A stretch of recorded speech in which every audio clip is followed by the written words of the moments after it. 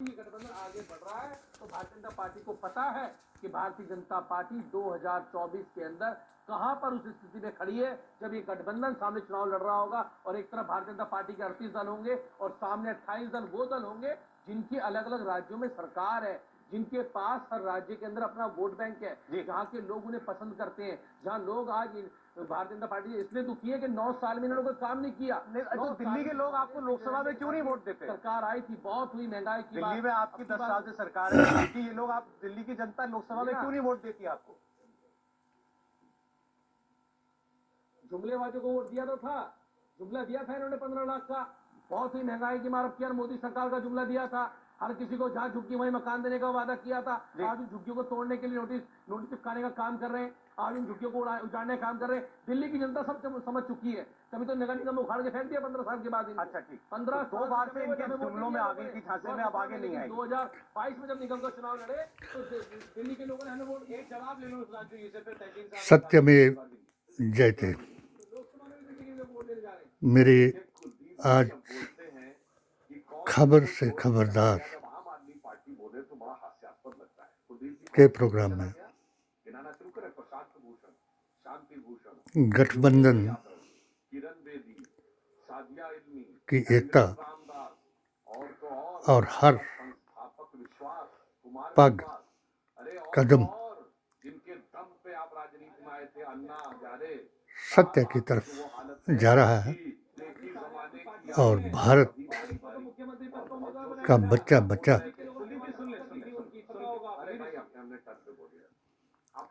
DPA का अर्थ समझता जा रहा है। DPA का गठन पूरे भारत में हो चुका है और जिसने बीजेपी के 80-20 के फार्मूले को तोड़कर मेरी पिटीशन 2019 के मुताबिक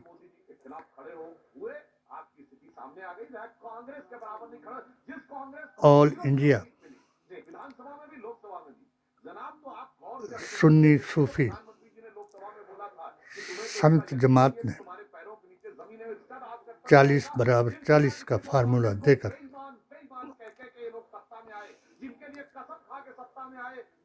जमा 20 का अर्थ बताकर हिमाचल प्रदेश 2022 और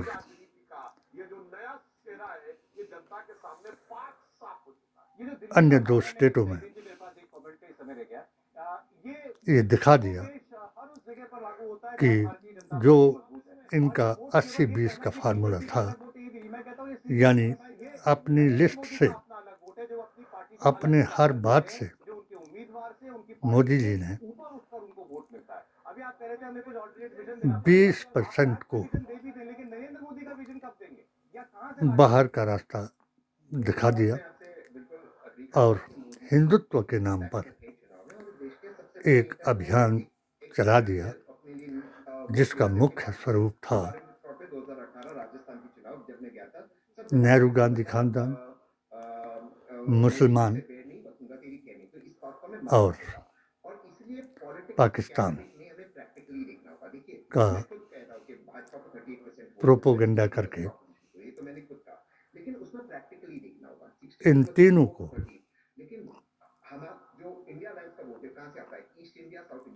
हिंदू विरोधी, नक्सलवादी और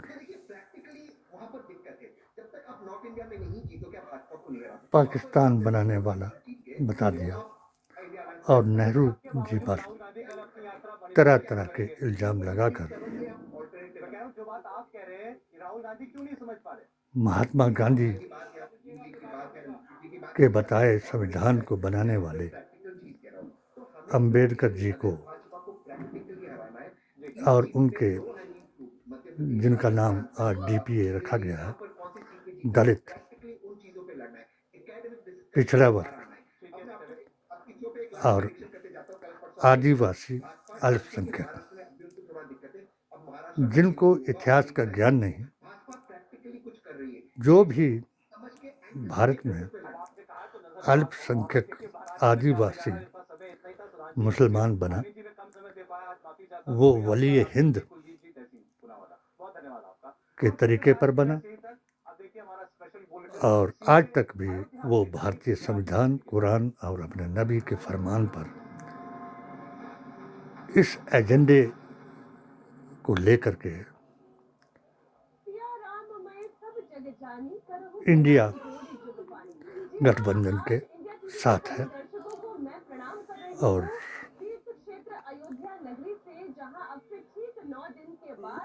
धर्म का तमाशा करने वालों को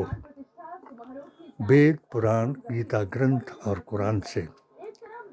जवाब दे रहा है और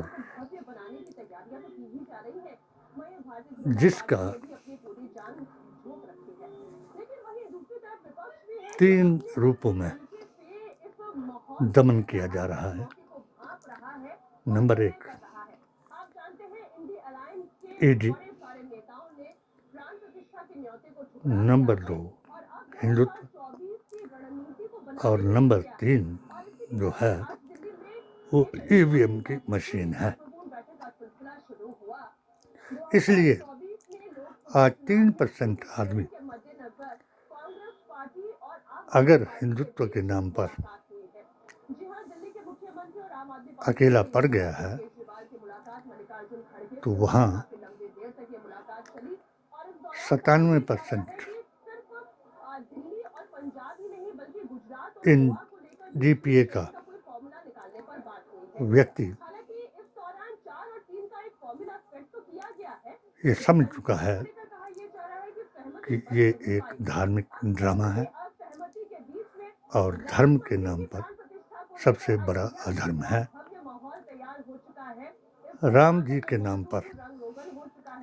जो लोग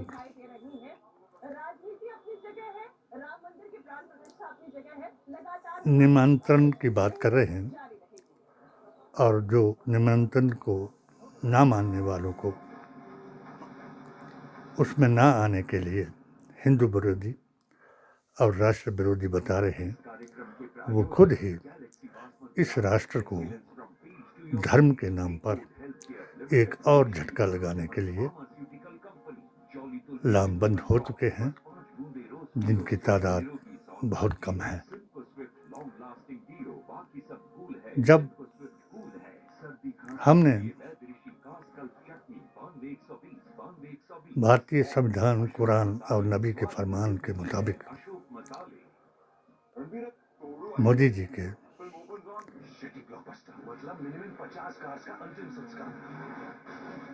बाबरी मस्जिद, 3 तलाक, मुद्दा हलाला, लव जिहाद, धर्म परिवर्तन के कानूनों को सराहा तो 3 के अनुसार हम लोगों ने इसे, क्योंकि ये तमाम कानून आखिरी नबी के मुताबिक, आखिरी इमाम के मुताबिक और आखिरी पैगाम के मुताबिक सही थे और मैंने भी अपने 16 फतवों के आधार पर मोदी जी का समर्थन भी किया और मुबारकबाद भी दिया। मगर जिन लोगों ने तफरका मस्जिद को मस्जिद का नाम दे करके दकियानूस मुसलमानों को बकाया सूरा अल इमरान की 104 आयत का उल्लंघन कराया और सूरा अल इमरान 100 की आयत के मुताबिक मुसलमान से कुछ जमातों ने इनकी इक्तदा करने पर मुसलमानों से काफिर बनाया। जो लोग मोदी जी के साथ हो गए और धर्म वापसी का पैगाम ना स्वीकार करने वालों को मोदी जी ने, जिसका सबसे बड़ा मेरे पास प्रमाण था कि जब इन्हीं इवन धारा 370-35A के बारे में भी जब हम मोदी मिशन के इन कानूनों को, जो कि निज़ाम मुस्तफ़ा के मुताबिक थे, उनको लेकर के कश्मीर में भी गए और लोगों को समझाया और मुख्य धारा में लाया। क्यों कि मुसलमान जो है कुरान, नबी के फरमान और भारतीय संविधान को मानता है और उग्रवादी, आतंकी इन बातों को नहीं मानता। इसलिए इन्होंने 80-20 का फार्मूला बताकर मुसलमानों को मुख्य धारा से जुदा कर दिया और हमने इस भारत जोड़ो यात्रा में शामिल होकर 40+40 का फार्मूला दिया और पूरे हिंदुस्तान में इसका आगाज़ किया। और हमें बहुत खुशी से कहना पड़ा कि मोदी जी को खुश करने के लिए जो बाहरी ताकतों और बाहरी पैसे से ज़कात, फतराना से मदरसे चलाए जा रहे थे, उनके अकीदे के अकाबिर मौलाना असद मदनी, मौलाना साद और मौलाना महबूब मदनी जैसे उलमाओं ने भी मोदी को संतुष्ट न कर सके, क्योंकि ये चाहते थे कि हमारे अगर बात को सच्चा मान जाएं, यहाँ तक कि मदनी जी ने तो ओम को भगवान बताया, मनु को भगवान बताया और क्या नहीं किया, और अपने को पूरी दुनिया का अकाबिर बता करके, मगर जिस जमात ने भारत में इस्लाम लाया उसका नाम पीरे तरीक़त वली हिंद की जमात, चार यारों के तरीके पर चलने वाली जमात है, जो आज भी एक अहद लिए हुए है कि हम हर स्टेट में DPA का गठन करेंगे और जिन लोगों को अंग्रेजों और मुगलों के नाम पर ये हिंदू समझ रहे हैं, जो आज़ादी के इतिहास के मुताबिक, और जिन वहाबियत में गिरफ्तार लोगों को ये मुसलमान समझ रहे हैं, वो 1925 और 26 के मुताबिक वो लोग हैं जो अंग्रेज़ों के रेंटेड मुल्ला और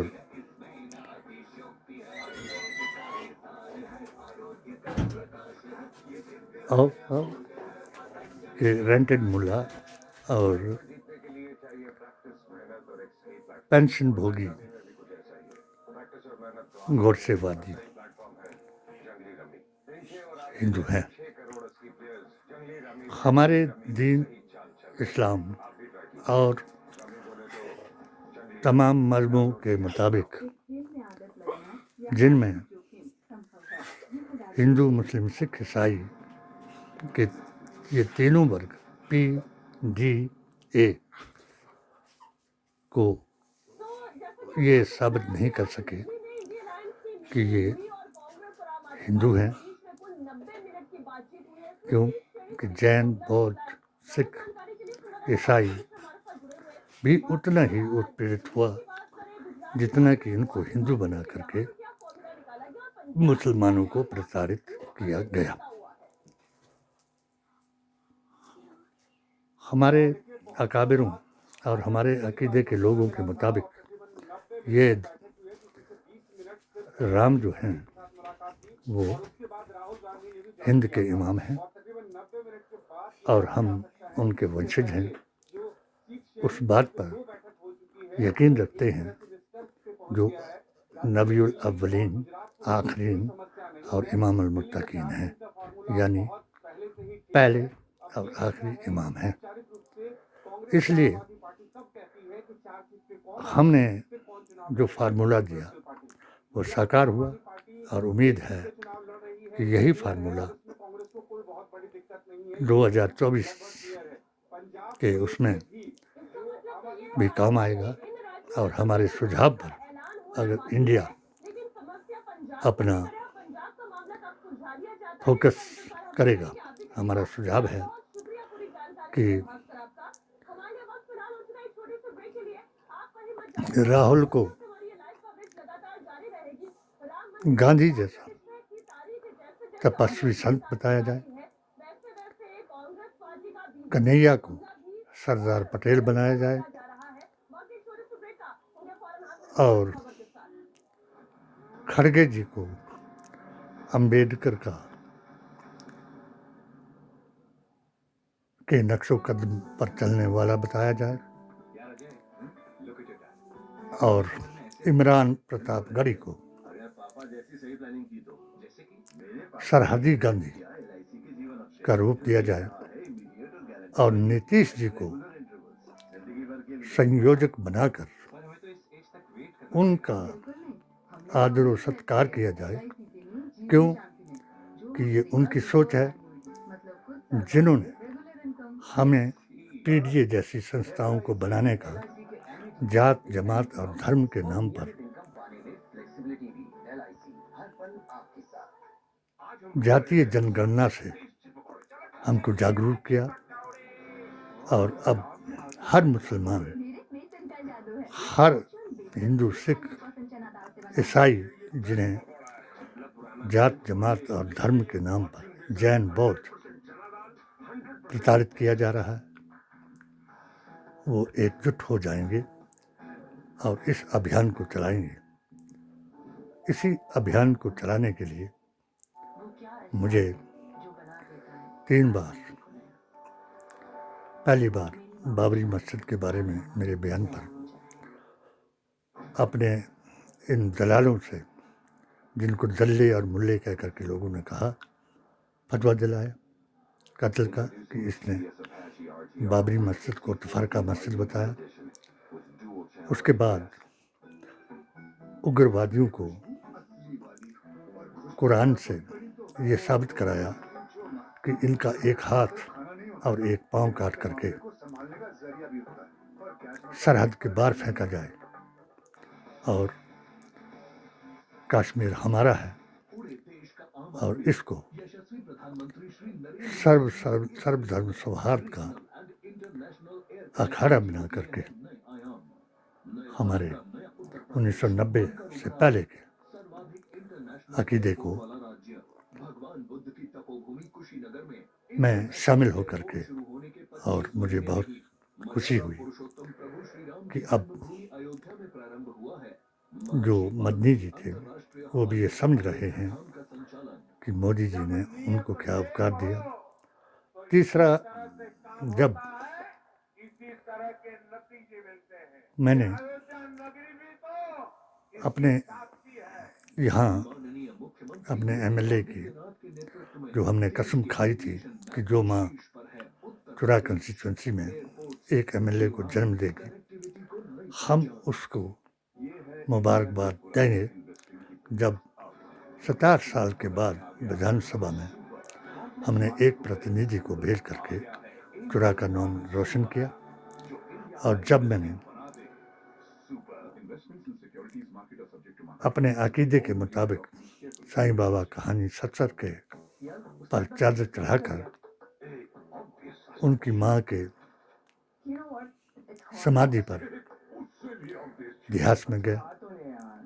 और अपने कुरान की एक आयत के मुताबिक कि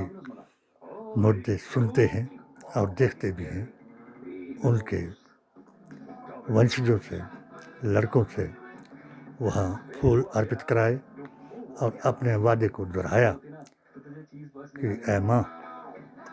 तू देख रही है, सुन भी रही है, ये मेरा अकीदा है, मैं तेरी पूजा करने के लिए नहीं आया,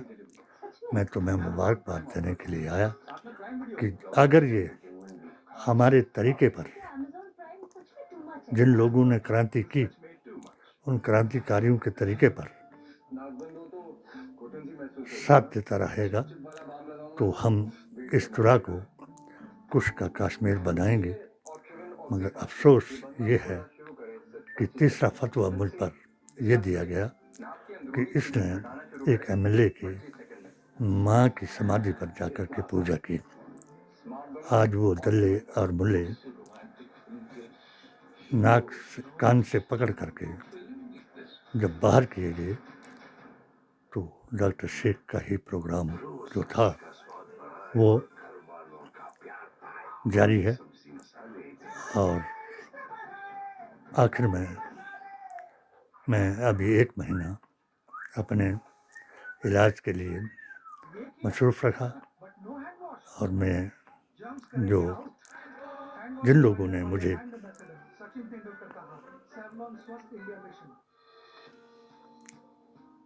DPA का कोऑर्डिनेटर हिमाचल स्टेट का बनाकर एक नोटिफिकेशन इशू किया। मैं उनका भी आभारी हूँ, जो ऑल इंडिया कोली समाज के ताराचंद जी, दूसरे दलित समाज के राजेंद्र जी और इनके अलावा बहुत से लोगों को इन्होंने एकत्रित किया है। मैं उनका आभार भी व्यक्त करता हूँ और इसलिए कि मैं तन, मन और धन से इस PDA का अगर मुझे इन्होंने इतने इस काबिल समझा तो मैं इस पैगाम को भी इन 5 खड़गे जी को और प्रियंका जी को भी इन लफ्ज़ों से साथ दूंगा कि ये प्रियंका नहीं, आंधी हैं, ये हूबहू इंदिरा गांधी हैं। इसलिए जो लोग परिवारवाद के नाम पर इनको बदनाम करने के लिए नेहरू खानदान और गांधी खानदान को बदनाम कर रहे हैं, उनको होश आ जाए कि हम हैं गांधीवादी, चाहे हिंदू हैं, चाहे मुसलमान हैं, और तुम हैं गोडसेवादी, चाहे कुछ भी हैं। राम हमारे आदरणीय हैं, आस्था और अकीदा अपना अपना है।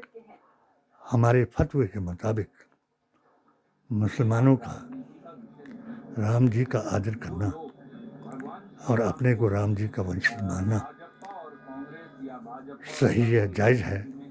मगर उनको अवतार की बजाय मोदी जी के तरह अंगुली से पकड़ करके चलाना एक बड़ा महापाप है, जो राजनीतिकरण है। क्यों कि भगवान जो हमारे अकीदे के मुताबिक वो लामकां है और जो माँ बाप के पेट से पैदा हुआ वो मकी है। लामकां का मतलब है कि उसका कोई घर नहीं। अगर भगवान का घर बनाने के लिए मोदी जी 80-20 कराकर मुसलमानों को ही टारगेट कर रहे हैं या गांधी खानदान को टारगेट कर रहे हैं, तो ये इनकी भूल है कि वो भगवान सर्वशक्तिमान है, वो देखने वाला है। चाहे कर्म से उसकी पहचान है, चाहे वो हिंदू है या मुसलमान है। हम सादर ये कहते हैं कि हर भारतवासी को ये गर्व होना चाहिए कि ये हमारे आस्था का स्थान है। वो अपने अपने तरीके से आदर करें, ना कि सबको ये कंपेल किया जाए। मेरी इन तीनों विंगों से बाबरी मस्जिद के बारे में वेदांती जी महाराज से, 3 तलाक, मुत्ता हलाला, लव जिहाद, धर्म परिवर्तन के बारे में इंद्रेश जी से, और हम सब हिंदू हैं के बारे में मोहन भागवत जी से, जिसकी ऑडियो और वीडियो नेट पर उपलब्ध है, बात हुई। मैंने एक ही जवाब दिया कि हम भारतीय संविधान की धारा 25 के मुताबिक हर धर्म को इख्तियार है कि वो अपने तरीके से पूजा की पद्धति को जारी रख सकता है, और हमारे कुरान की 62 आयत के मुताबिक कि किसी भी धर्म का फैसला उसकी किताब से होना चाहिए, तो हम उसी पर अडिग हैं। हम देश, प्रदेश और अपने अकीदे के प्रति वचनबद्ध हैं। हसन और हुसैन की तरह अगर हम अपनी गर्दन भी चली जाए तो अपना ईमान नहीं बेचते, और हम गद्दारी नहीं करते, क्योंकि मुसलमान का लफ्ज़ी मायना तराशा हुआ और वफादार है। इसलिए हम किसी की यात्रा में विघ्न न डालें, और तिलक लगाकर किसी की यात्रा में जाकर के उस यात्रा को अपवित्र ना करें, क्योंकि हमारी आस्था और अकीदा ही धर्म की पहचान है।